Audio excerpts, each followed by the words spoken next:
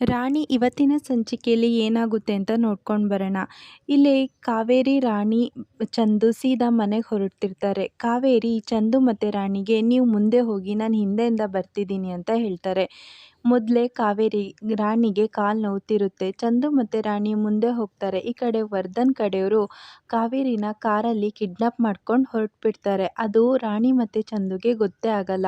ಸ್ವಲ್ಪ ಹೊತ್ತಾದ ತಕ್ಷಣ ರಾಣಿ ಹಿಂದೆ ತಿರುಗಿ ನೋಡಿದರೆ ಕಾವೇರಿ ಇರಲ್ಲ.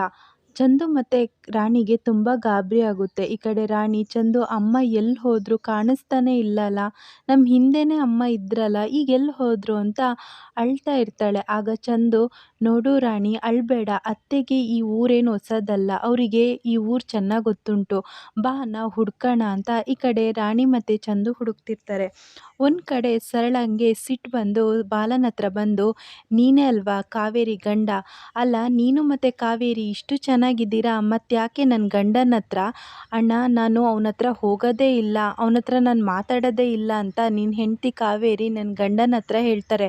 ಆದರೆ ನೀನು ಮತ್ತು ಕಾವೇರಿ ಮಾತ್ರ ಚೆನ್ನಾಗಿದ್ದೀರಲ್ಲ, ಹೇಳು ಆ ಕಾವೇರಿ ಎಲ್ಲಿ ಹೋದ್ಲು, ಈಗಷ್ಟೇ ನಿನ್ನ ಜೊತೆ ಮಾತಾಡ್ತಿದ್ಲು, ಈಗ ಎಲ್ಲಿ ಹೋದ್ಲು ಅಂತ ಸರಳ ಕೇಳ್ತಿರ್ತಾಳೆ. ಈ ಕಡೆ ಬಾಲ, ನೋಡಿ ನೀವ್ಯಾರು ಕಾವೇರಿ ಅತ್ತಿಗೆನಾ, ಕಾವೇರಿ ನಿಮ್ಮ ಬಗ್ಗೆ ತುಂಬ ಹೇಳ್ತಿದ್ರು, ನೀವು ಕಮ್ಮಿ ಮಾತಾಡೋದು ಅಂತ ಹೇಳ್ತಿದ್ಲು, ಆದರೆ ಇವತ್ತು ನನಗೆ ಚೆನ್ನಾಗಿ ಗೊತ್ತಾಗ್ತಿದೆ ಅಂತ ಬಾಲ ಹೇಳ್ತಾನೆ. ಹೌದಾ, ನನ್ನ ಬಗ್ಗೆ ಇನ್ನೇನು ಹೇಳಿದಾಳೆ ಅವಳು, ಮೊದಲು ಅವಳು ಎಲ್ಲಿ ಹೋಗಿದ್ದಾಳೆ, ಅವಳು ಎಲ್ಲಿದ್ದಾಳೆ ಅಂತ ಕೇಳ್ತಾನೆ. ಬಾಲ ಇದ್ದವನು ಕಾವೇರಿ ಇಲ್ಲಿಲ್ಲ ಅಂತ ಹೇಳ್ತಾನೆ.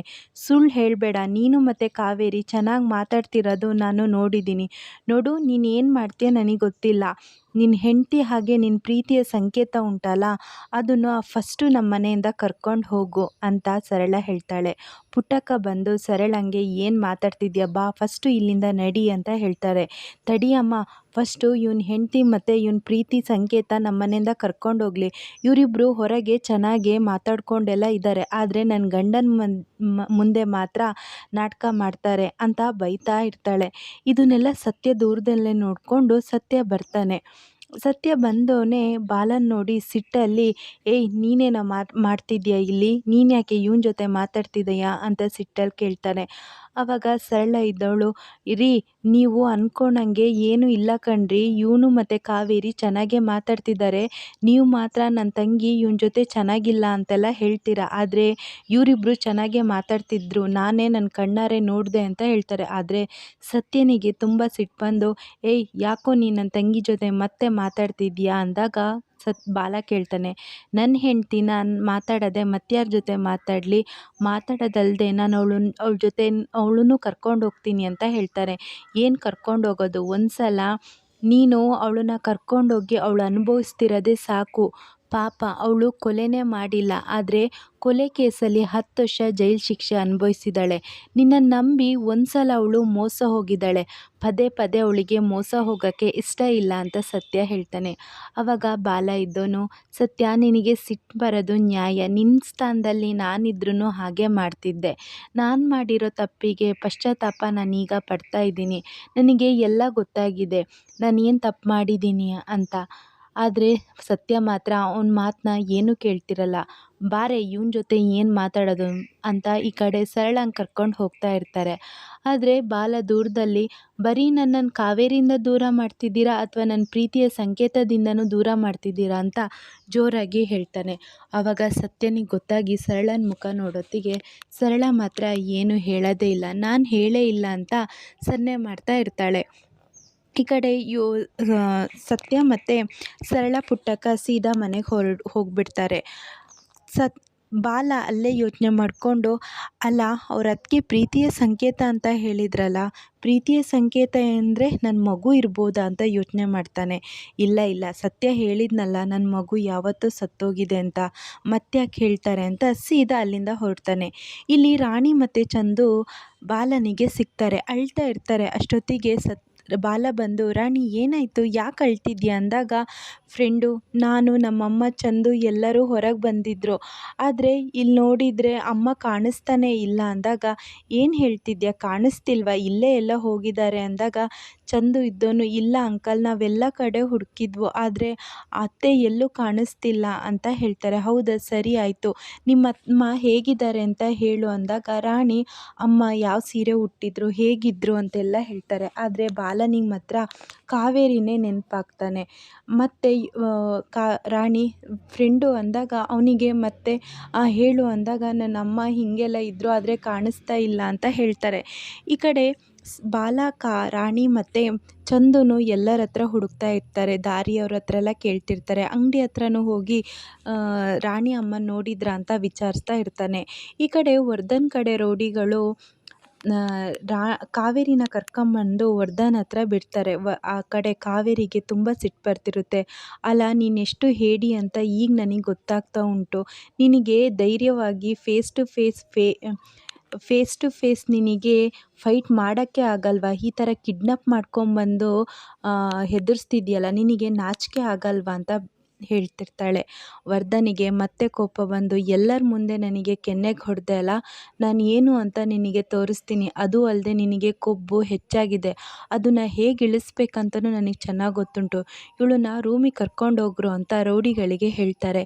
ಇದನ್ನೆಲ್ಲ ಮಣಿ ಕೇಳಿಸ್ಕೊಳ್ತಿರ್ತಾನೆ. ಅಯ್ಯೋ ದೇವರೇ, ಆ ವರ್ಧ ಕಾವೇರಿನ ಕರ್ಕೊಂಡು ಬಂದಂಗೆ ಉಂಟು. ಆದರೆ ಈ ಬಾಲ ಎಲ್ಲಿ ಹೋದ? ಅದೂ ಅಲ್ಲದೆ ನಾನು ಬಾಲನಿಗೆ ಮೊದಲೇ ಈ ವಿಚಾರ ಹೇಳಿದ್ದೀನಿ, ಕಾವೇರಿನ ಕಿಡ್ನಾಪ್ ಮಾಡಿಸ್ತಾ ಇದ್ದಾನೆ ಈ ವರ್ಧ ಅಂತ.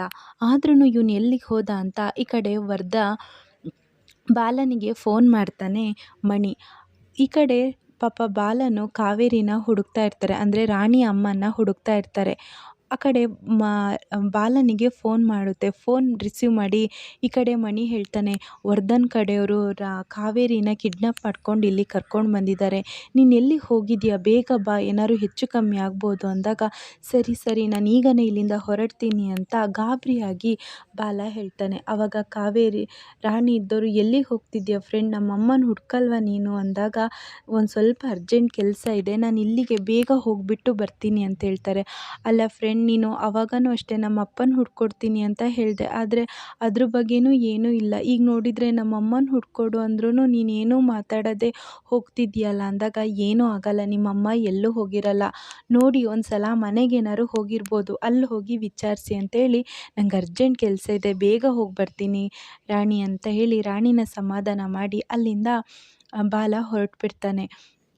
ಈ ಕಡೆ ಮನೆಗೆ ಬಂದ ಸರಳಂಗೆ ಸತ್ಯ ಅಂತೂ ಜೋರಾಗಿ ಬೈತಾ ಇರ್ತಾನೆ. ನಿನಗೆಷ್ಟು ಸಲ ಹೇಳಲಿಲ್ಲ ಆ ಬಾಲನ ಜೊತೆ ಏನಕ್ಕೆ ಮಾತಾಡೋಕ್ಕೆ ಹೋಗಿದ್ದು ಅಂದಾಗ, ರೀ ನಾನೇನು ಮಾತಾಡಿಲ್ಲ, ಮೊದಲು ಆ ಕಾವೇರಿನೇ ಮಾತಾಡಿದ್ದು, ಅವಳನ್ನ ಕೇಳಿ ಯಾಕೆ ನೀನು ಬಾಲನ ಹತ್ರ ಮಾತಾಡ್ತಿದ್ದೆ ಅಂತ, ಮತ್ತೆ ನನಗೆ ಬೈರಿ ಅಂತ ಹೇಳ್ತಾರೆ. ಹೌದಾ, ಅದು ಅಲ್ಲದೆ ಬಿಡು, ನೀನು ಮಾತಾಡಿದ್ರು ನೀ ಪ್ರೀತಿಯ ಸಂಕೇತ ಅಂತ ಹೇಳಿದ್ದು ಅವನಿಗೆ ಗೊತ್ತಾಗಲಿಲ್ಲ, ಯಾಕಂದರೆ ನಾನು ಮೊದಲೇ ಬಾಲನಿಗೆ ಭೇಟಿಯಾಗಿ ಆ ಪ್ರೀತಿಯ ಸಂಕೇತ ಮಗು ಸತ್ತೋಗಿದೆ ಅಂತ ಅವನನ್ನು ನಂಬಿಸಿದ್ದೀನಿ, ಅವನಿಗೆ ಯಾವ ಕಾರಣಕ್ಕೂ ರಾಣಿ ಇರೋ ವಿಚಾರ ಗೊತ್ತೇ ಆಗಲ್ಲ ಅಂತ ಜೋರಾಗಿ ನಗಾಡ್ತಾ ಹೇಳ್ತಾನೆ. ಈ ಕಡೆ ಸರಳಂಗೆ ಸಿಟ್ಟು ಬರುತ್ತೆ. ಹೌದಾ, ಹಾಗಾದರೆ ನೀವು ಮಾತ್ರ ಆ ಬಾಲನ ಜೊತೆ ಮಾತಾಡ್ಬೋದು, ಆದರೆ ನಾನು ಮಾತಾಡಿದರೆ ಕೋಪ ಮಾಡ್ಕೊಳ್ತೀರಲ್ಲ ಅಂತ ಹೇಳ್ತಾರೆ. ಪುಟ್ಟಕ್ಕ ಬಂದು ಅಲ್ಲ ಅಳಿಯಂದರೆ, ನೀವು ಅಪ್ಪ ಮಗಳನ್ನ ಯಾಕೆ ದೂರ ಮಾಡ್ತಿದ್ದೀರಾ, ಬಾಲನಿಗೆ ರಾಣಿ ವಿಚಾರನ ಹೇಳಬೇಕಿತ್ತು, ಆದರೆ ನೀವು ಮಾಡ್ತಿರೋದು ಮೋಸ ಅಲ್ವಾ ಅಂದಾಗ, ನೋಡಿ ನೀವು ಒಂದೆರಡು ದಿನಕ್ಕೆ ಬಂದವರು, 2 ದಿನ ಊಟ ಮಾಡಿ ಚೆನ್ನಾಗಿ ಇಲ್ಲಿದ್ದು ಮತ್ತು ಸೀದಾ ಹೋಗಿ, ನನ್ನ ತಂಗಿ ಹಾಗೆ ತಂಗಿ ಮಗಳು ವಿಚಾರಕ್ಕೆ ಯಾರು ಮೂಗು ಸುರ್ಸೋದು ನನಗೆ ಇಷ್ಟ ಆಗಲ್ಲ, ನಿಮ್ಮ ಕೆಲಸ ಏನುಂಟೋ ಅಷ್ಟು ನೋಡಿ, ಯಾವ ಕಾರಣಕ್ಕೂ ನನ್ನ ತಂಗಿ ಮಗಳು ಇದ್ದಾಳೆ, ಅವಳೇ ರಾಣಿ ಅನ್ನೋ ವಿಚಾರ ಯಾವ ಕಾರಣಕ್ಕೂ ಬಾಲಂಗೆ ಗೊತ್ತಾಗಬಾರ್ದು ಅಂತ ಇಲ್ಲಿ ಸತ್ಯ ಪುಟ್ಟಕ್ಕಂಗೆ ಹಾಗೆ ಸರಳಂಗೆ ಜೋರಾಗಿ ಹೇಳ್ತಾ ಇರ್ತಾನೆ. ಇಷ್ಟು ಇವತ್ತಿನ ಸಂಚಿಕೆಯಲ್ಲಿ ನಡೆಯುತ್ತೆ.